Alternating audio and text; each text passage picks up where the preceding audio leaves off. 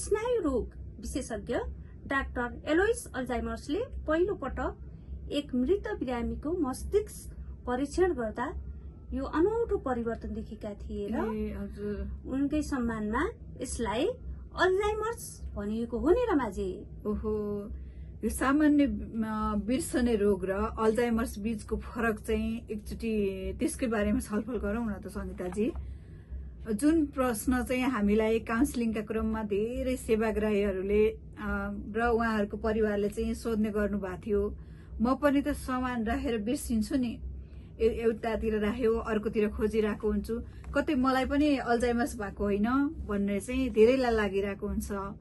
यो अलमल चिर्नको लागि चाहिँ अब आज हाम्रो काम है सङ्गीताजी, यो धेरै श्रोताहरूले ध्यान दिएर सुन्नु होला। सामान्य बुढौलीको बिर्सने बानी र अल्जाइमर्सको लक्षणहरूमा चाहिँ आकाश र जमिनको फरक छ है।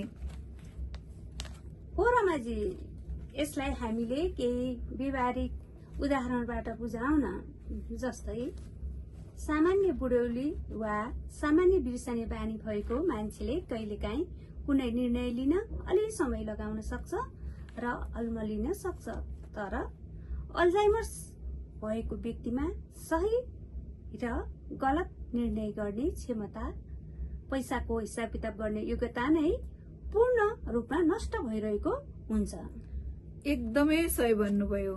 अर्को कुरा, सामान्य रूपमा बिर्सने मान्छेले महिनाको कुनै एउटा मिति बार बिर्सिन सक्छ, तर उसले चाहिँ क्यालेन्डर हेरेपछि म त बिर्सेछु, यो त यस्तो पो रहेछ भनेर चाहिँ उसलाई रियलाइज हुन्छ, फेरि उसले सम्झिहाल्छ। तर अल्जाइमरको बिरामीलाई कुन साल चलिरहेको छ, कुन ऋतु चलिरहेको छ, आफू कुन ठाउँमा छु भन्नेसम्म उसले बिर्सिन्छ। यो भनेको त उसको एउटा चेतनाबाटै टाढा भएको अवस्था हो। अल्जाइमर भइसकेपछि चाहिँ उसले यति धेरै असरहरू चाहिँ उसले फिल गर्न सक्दो रहेछ र यो धेरै डिफ्रेन्टहरू छ है अल्जाइमर र नर्मल बिर्सने बानीमा चाहिँ। भाषाको कुरा गर्दा नि त्यस्तै हुन्छ। हामी सामान्य मानिसले कुरा गर्दा गर्दै कहिलेकाहीँ कुनै उपयुक्त शब्द ठ्याक्कै सम्झिन सक्दैनौँ र भन्छौँ नि त्यो के भन्छ रे। तर अल्जाइमर्सको बिरामीले त बोल्दा बोल्दै बिचमै रोकिन्छन् र साधारण भन्दा साधारण शब्द पनि सम्झिन नसकेर एउटै वाक्य पटक पटक दोहोऱ्याइराखेका हुन्छन्। सबभन्दा ठुलो र डरलाग्दो फरक चाहिँ सामान राख्दा कहाँ राखे भन्ने नै थाहा नहुने हो है सङ्गीताजी। अल्जाइमर र नर्मल बिरामीहरूमा हेर्दाखेरि त्यो नै फरक देखिन्छ। सबभन्दा पहिलो कुरा सिम्टम नै उनीहरूले सामान कहाँ राख्यो त्यो नै थाहा पाउँदैनन्। अनि हामी कहिलेकाहीँ आफ्नो चाबी कता राख्यौँ, अनि चस्मा कता राख्यौँ, मोबाइल कता राख्यौँ भनेर खोजिरहेको हुन्छौँ, त्यो नर्मल कुरा हो। हामी झुक्किनु पनि स्वाभाविकै हो। तर अल्जाइमरका बिरामीले चाहिँ सामान एकदमै अनौठो तरिकाले बिर्सिन्छन्, अकल्पनीय ठाउँमा राख्ने क्या। जस्तै हामीले त अब जुत्ता खोलिसकेपछि ढोकाभित्र या बाहिर तलमाथि त राख्छौँ नि, उनीहरूले चाहिँ जुत्ता खोलेर लगेर फ्रिजभित्र पनि राखिदिन सक्छ क्या। त्यो चाहिँ एकदमै फरक हुन्छ। अनि फोहोरको बाल्टिनमा लगेर मोबाइल राख्न सक्छन्, ब्यागहरू लगेर राख्न सक्छन्, पछि त्यो सामानहरू भेटिँदैन नि त। त्यसपछि उनीहरूले खोज्दाखेरि त्यो कल्पना नै गर्न सक्दैनन् त्यस्तो ठाउँमा उनीहरूले राखेको सामान भेटिन्छ। अनि उनीहरूलाई लाग्छ मेरो सामान कसैले चोरी गर्यो, मैले त त्यहाँ राखेको थिइनँ, कसैले लगेर त्यहाँ राखिदियो भन्ने एकदमै शङ्का हुन थाल्छ है। अनि त्यसले गर्दा परिवारभित्र पनि एकदमै झगडा हुन्छ। त्यो पनि मुख्य सिम्टमहरू है। यो त साँच्चै नै चुनौतीपूर्ण अवस्था हो नि रमाजी। यसको मतलब अल्जाइमर्स रोग एक्कासी कडा रूपमा आउँदैन। हो सङ्गीताजी, एकदमै ठिक भन्नुभयो। अब चाहिँ हामी श्रोताहरूलाई एकछिन छोटो विश्रामतिर लैजाउँ। अल्जाइमर भन्दा भन्दै हामी विज्ञापन पनि एकछिन बजाइदिउँ, त्यतातिर लगेर श्रोताहरूलाई एकछिन फ्रेस गराउँ न त है। हजुर श्रोताहरू, पुनः स्वागत छ कार्यक्रममा। हो यो बिस्तारै अल्जाइमर्स रोग बढ्दै जाँदै गर्दाखेरि हामीलाई चाहिँ 3वटा चरणमा चाहिँ यसलाई हेर्ने गर्छौं, होइन त रमाजी? हो हजुर।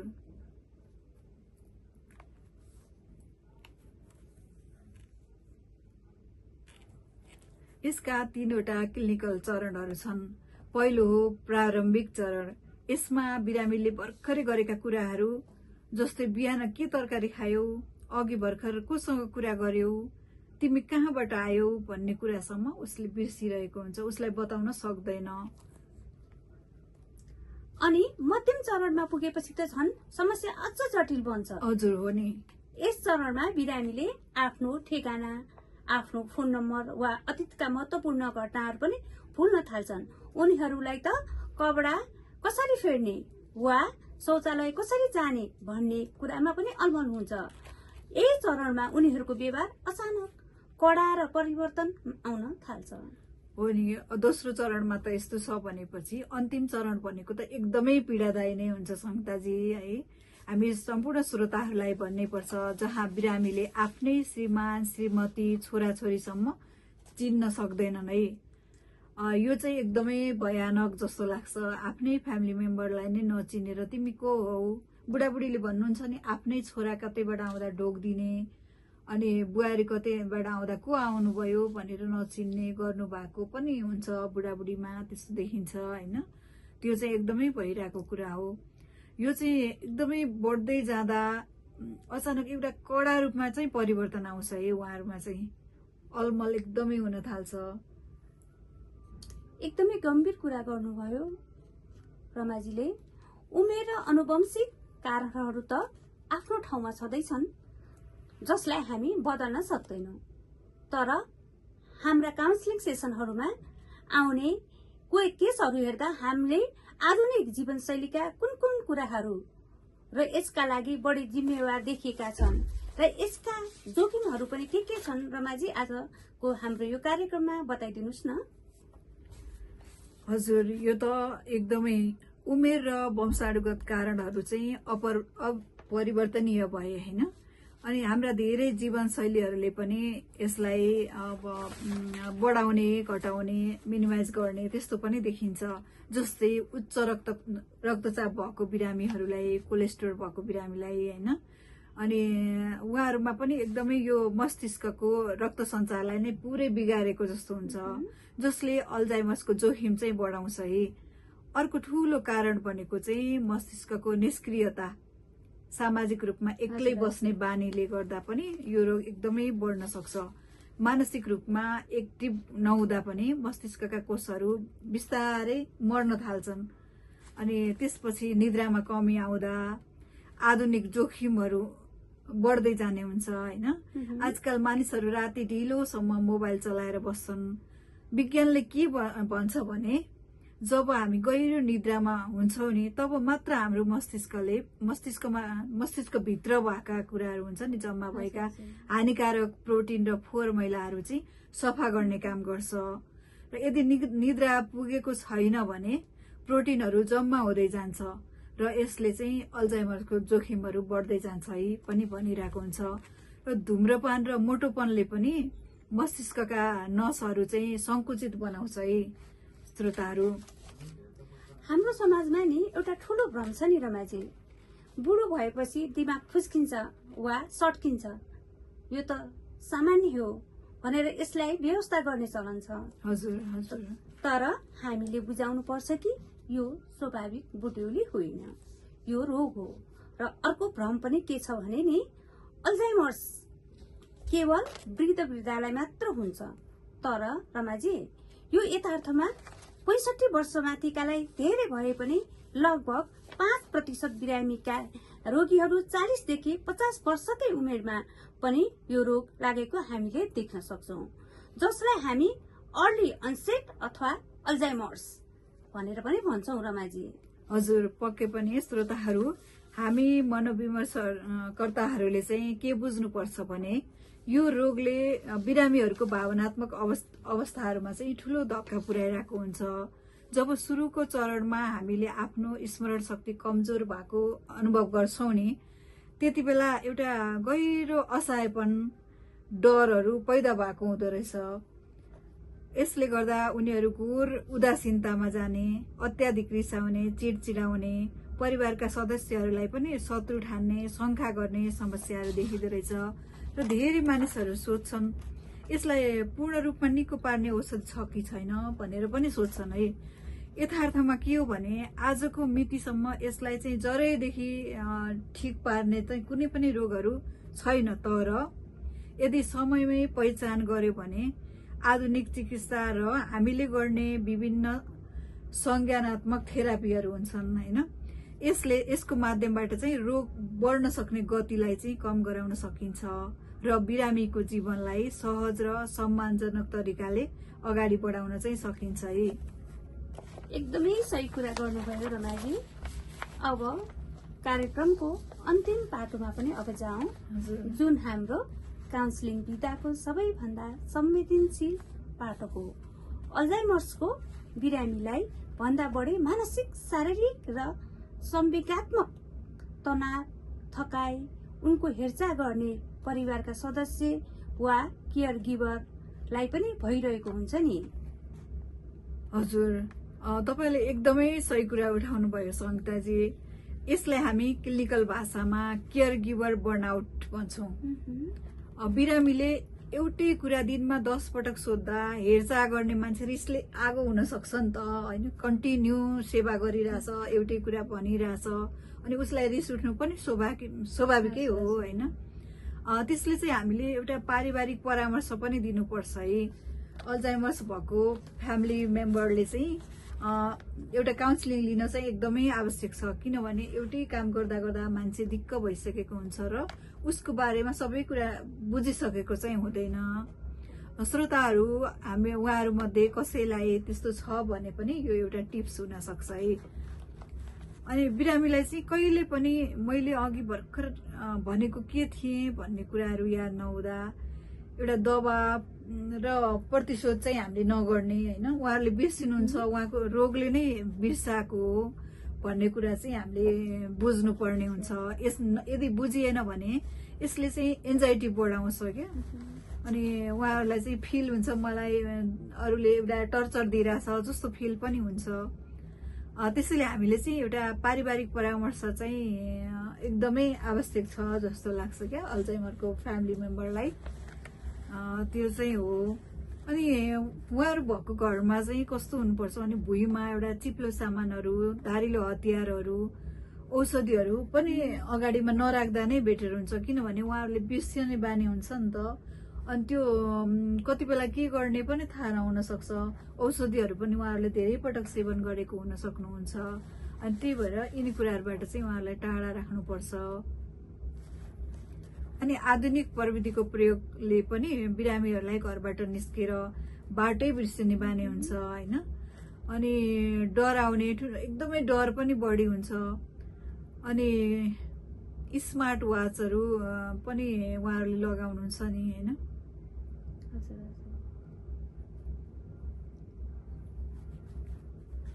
श्रोताहरू अब पुनः व्यापारिक विश्राम एकछिन लियौँ है त। हजुर श्रोताहरू, अब पुनः स्वागत छ श्रोताहरूलाई। आज हामी अल्जाइमर विशेषमा चर्चा गरिरहेका छौँ।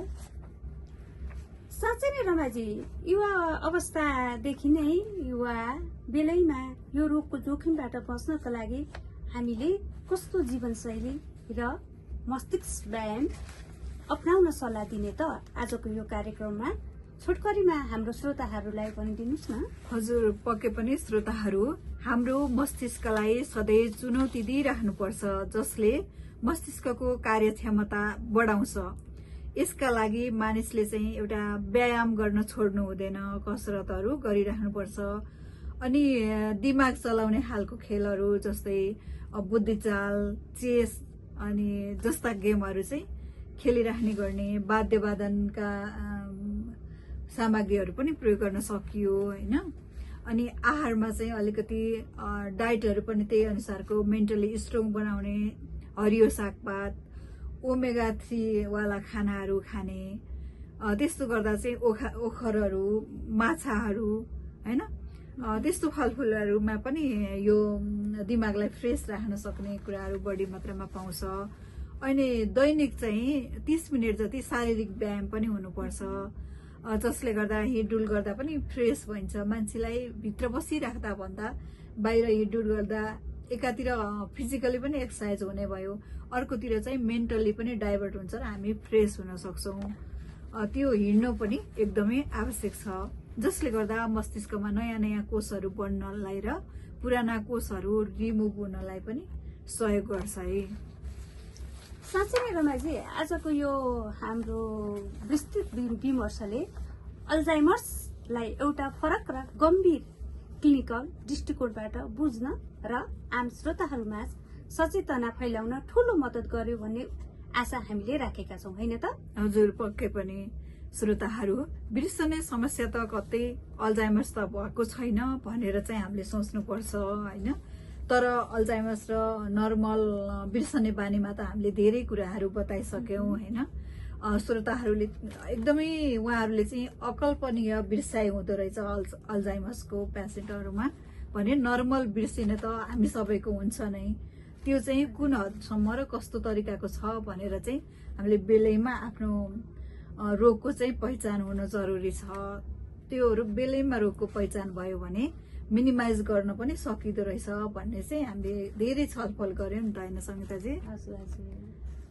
अनि हो, बिर्सने समस्या कतै अल्जाइमर्स त होइन, समयमै पहिचान गरौँ र विशेषज्ञको परामर्श लियौँ भन्ने चाहिँ हाम्रो श्रोताहरूलाई मेन थिम भयो है आजको। हजुर हजुर। आजको लागि कार्यक्रम स्वस्थ मन सफल जीवनको समय यही सकिएको छ। प्राविधिक मित्रलाई धन्यवाद दिँदै हामी दुवै मनोविमर्शकर्ता यहाँहरूबाट बिदा चाहन्छौँ।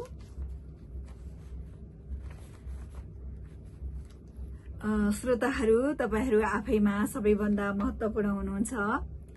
हस्त श्रोताहरू एवं दर्शक मित्रहरू, हस्त आदरणीय श्रोता एवं दर्शक मित्रहरू, यो प्रस्तुतिसँगै हाम्रो आजको कार्यक्रम स्वस्थ मन सफल जीवन आजलाई यति नै।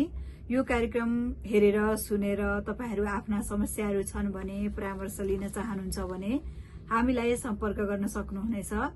म्यासेन्जर, कमेन्ट वा फोन मार्फत सम्पर्कमा आउन सक्नुहुनेछ।